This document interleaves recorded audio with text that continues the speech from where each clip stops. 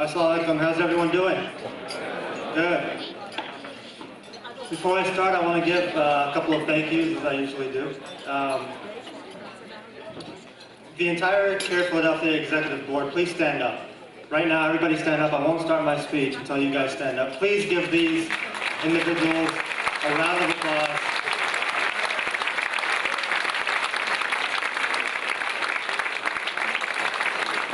Everything you see here is possible through them. So thank you guys.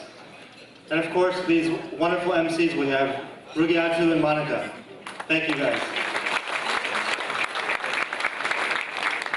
And this, of course, is a fundraiser. I like to talk about the biggest donor here. You want to know who the biggest donor is? My wife. Aisha, stand up. All right. It's gonna be a good weekend, inshallah. So I want to start off with a number. $43 million. That's our goal, right, Imam Siraj? I wish it was, but you know what that is? $43 million is the number that people have donated over the last 10 years to fund Islamophobia and anti-Muslim organizations. $43 million over the last 10 years. Now you might wonder, what can $43 million buy you? A couple of private jets and some houses, and a few other things. $43 million gets you a dedicated organization, Center for Security Policy, and a few others, that are out to make Muslim life very difficult in America. And I'll give you one example, just one, whose budget is about $2 million a year. There's a man by the name of David Yerushalmi. And a few years ago he said, I hate Islam and Muslims so much, I wish Islam was illegal in America. Illegal, it should be illegal to be a Muslim. In fact, if you are a Muslim, you should be arrested. That's kind of his vision. And I want to go out to make Islam illegal. And someone said, David, I don't think you can do that. There's a thing called the First Amendment that provides freedom of religion in America. And of course, Islam is a religion, so you can't really do that. But let me tell you what you can do. Why don't you write a bill that says Sharia will not be considered in American courts? And it's going to work because Americans are already afraid of Sharia. It's a scary sounding word. Let's be honest, most Muslims can't explain it. And, right? So, let's call this an anti-Sharia bill. And, you're not going to be able to make Islam itself illegal, but you can make Muslim life hard. So, you can make sure that a judge will never consider a will from a Muslim that speaks about Quranic and Islamic principles. You can make sure that perhaps marriage contracts won't be heard in courts, or that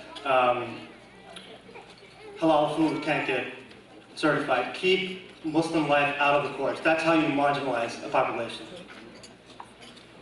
And so these bills were written and have proliferated throughout the United States, across 25 states, the latest being Pennsylvania. House Bill 2029. You all should know about it by now. And when I found out about this happening in Pennsylvania in December, I said, bring it on. And I'll tell you why I said that. You all know why CAIR exists. Imam Siraj said CAIR exists because there's a problem and there needs to be a solution to it. The problem is there's misinformation, people don't understand our faith, they're scared of it, and the consequences of that misinformation. There's government policies, there's backlash, hate crimes, discrimination, media bias, etc.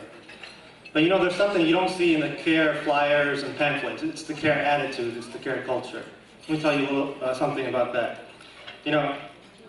All of these struggles, all of these challenges are in fact opportunities. And we all know that God tests people. And He also tests entire groups of people. So, in order to make them stronger. So perhaps this test of Islamophobia, of anti-Muslim hate, is exactly what we needed to become the people who we were meant to be.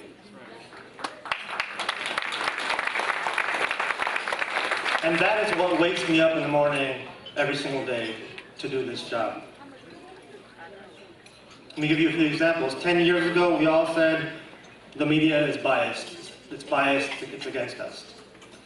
Today, I won't tell you who, but some journalists and some reporters will call my office and say, you know, I got an article about Islam and Muslims coming out. Can you just, I'll email it to you, just check, make sure it looks all right. Can you imagine that? 5 years ago, 10 years ago, we probably wouldn't have been able to imagine that. All of these things were opportunities for us to build relationships with journalists. Not challenges or excuses, but opportunities. Now, with this anti-Sharia bill, can you guess how many of the media articles and how much of the TV coverage has been on our side?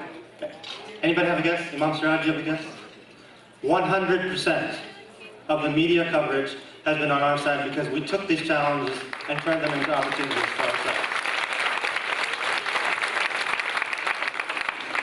A couple weeks ago, we found out that NYPD was making field trips into Pennsylvania and other states, spying on our MSA students.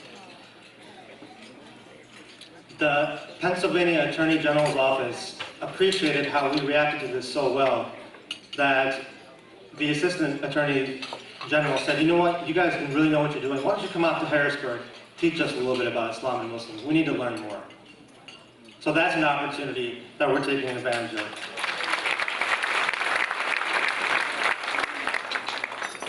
We also have a youth program. I want to give Rugi due credit here. She's done 10 Muslim youth leadership programs in the last year in masjids across the state. And you know, this is a seed, this is just a start. Perhaps we, this organization, will become one of the experts in anti-bullying work. It's an opportunity for us to grow. You know, but it's not about us. It's not about us. I want to end with this. It's about America. Everybody knows that when a minority struggles in America, what happens? There's a tide that lifts all boats. When Amara, our attorney, goes to court and says this policy needs to be challenged, that's going to help someone else. It's going to help someone who's not a Muslim 10 years from now, 20 years from now. You know, when we come up with solutions on how to make schools safer for all kids, it's going to help all kids. It's going to make America's schools better places to learn.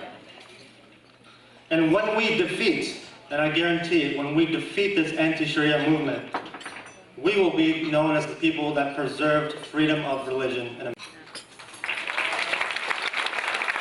I want to give you all one last example.